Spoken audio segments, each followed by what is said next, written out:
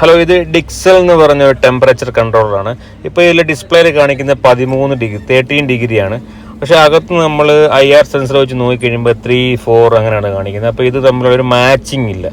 ഈ വെളിയിൽ കാണിക്കുന്നതും അകത്തെ ആക്ച്വൽ ടെമ്പറേച്ചറുമായിട്ട് ഒരു കാലിബ്രേഷൻ്റെ പ്രശ്നമുണ്ട്. അപ്പോൾ നമ്മൾ എങ്ങനെ അത് കാലിബ്രേറ്റ് ചെയ്യാൻ പറ്റുമെന്ന് നോക്കാം.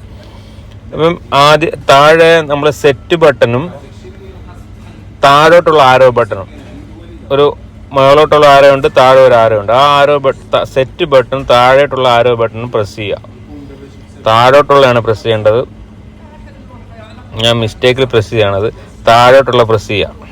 താഴോട്ടുള്ള പ്രസ് ചെയ്യുമ്പോൾ നമുക്ക് ഒരു 2-3 സെക്കൻഡ് വെയിറ്റ് ചെയ്യുമ്പോഴത്തേന് HY എന്ന് വരും. അത് കഴിഞ്ഞ് മുകളിലോട്ടുള്ള ആരോ പ്രസ് ചെയ്ത് കഴിഞ്ഞാൽ നമ്മളത് OT എന്ന് പറഞ്ഞ ഓപ്ഷൻ വരും. OT എടുത്തു കഴിഞ്ഞാൽ അതിനകത്ത് നമ്മൾ മൈനസിലോട്ട് നമ്മൾ സെറ്റ് ചെയ്ത് കുറച്ച് വെച്ച് കഴിഞ്ഞാൽ ഡിസ്പ്ലേയിൽ, ആക്ച്വൽ ഡിസ്പ്ലേയിൽ വരുന്ന ടെമ്പറേച്ചർ കുറച്ച് കാണിക്കും. അത് OT കൂട്ടിയാ വെക്കുന്നതെങ്കിൽ അത് കൂടുതൽ കാണിക്കും. അപ്പം നമ്മളിപ്പോൾ കുറച്ച് വെച്ച് നോക്കാം. ഒന്നുകൂടെ നോക്കിക്കഴിഞ്ഞാൽ നമുക്കത് 8.5 ആയിപ്പോൾ.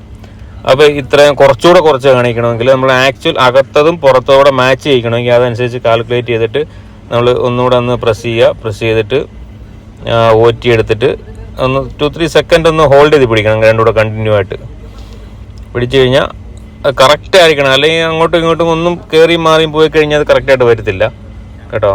അപ്പോൾ ഒന്നുകൂടെ ഇതിട്ട് OT എടുക്കുക. OTയിലാണ് അതിൻ്റെ സെറ്റിംഗ് ഇരിക്കുന്നത്.